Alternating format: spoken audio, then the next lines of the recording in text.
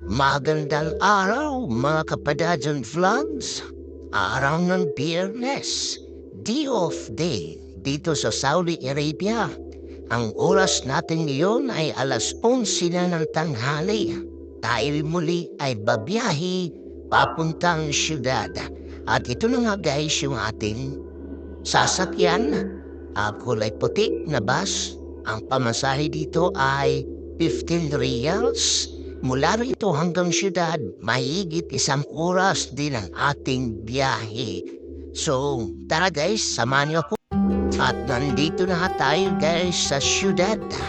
At samahan niyo na rin kami papunta doon sa Little Asia kung saan makikita natin ang mga nagagandahang display.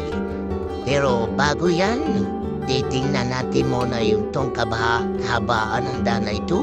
Marami tayong mapapansin dito na nagagandahang display. Ganito yung itsura ng Saudi Arabia guys. Dito lang to sa Jeddah, Saudi Arabia. Yan ang ganda ng basket. Ayan, at tuloy-tuloy, wala masyadong traffic sa araw na ito. Ayan, at marami nga tayong madadadaanan na nagkagandahang nasa paligid natin. Ayan, meron silang flag, Saudi flag. Ayan, ang nakakaganda lang dito guys. Kung napapansin nyo, napakaluwag ang daanan o ang daan dito sa Saudi Arabia. Ayan, patuloy tayong maglalakbay papuntang Red Sea Mall. Ayan, doon kami pupunta muna, mag-stop over ng aking kaibigan para kumain na rin din. Bago tayo tutuloy doon sa venue sa Little Asia. So may mga building na rin dito guys kung mapapansin nyo. At yun nga ay hindi mo sukat akalain ganito ang itsura ng Saudi Arabia, no? Ang linis-linis at ang ganda lang talagang magbiyahe dito dahil hindi masyadong mag-traffic. Ayan yung nakikita nating tower. Ayan, maganda yun guys sa tuwing gabi. Maganda ang kanyang pailaw. So nandito lang na tayo guys sa Red Sea Mall. Ito yung pinakamalaking mall dito sa Jeddah, Saudi Arabia. So papasok tayo dito. Ayan, aakit lang tayo. Maganda rin ang mall na ito guys. Maraming mamamasyal dito. So dito muna kami kakain ng aking kaibigan. Dahil gutom na rin kami. Dahil mamaya lang din alas 4 ng hapon nagbukas ang venue. So kakain muna kami dito ng aking kaibigan. So tara, samahan niyo kami guys. At akit lang tayo sa taas sa kanilang food court. At ito na nga yung ating in-order. Isang pizza na isang slice lang. At saka isang pasta, yun ang talagang kakainin ko. Masarap talaga guys itong pagkain na to guys. Kaya binabalik-balikan ko lang tong pagkain na to. Kasi yun lang din ang alam ko na pasta. Yung kulay green niya na pasta. So, habang kumakain kami ng kaibigan ko, nakipagkwentuhan muna kami at nakipagkumustahan sa aming mga trabaho. So, pagkatapos nito guys, pagkatapos namin kumain ay diretso na kami doon sa venue.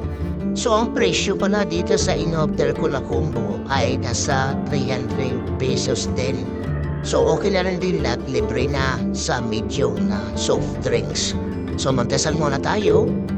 Tapos tuloy-tuloy natin kumain. Masarap siya guys. Actually, malasa naman. Itong ating pasta, green pasta. Yung kung anong tawag dito. Basta in-order ko lang to kasi ito yung paborito kong pasta.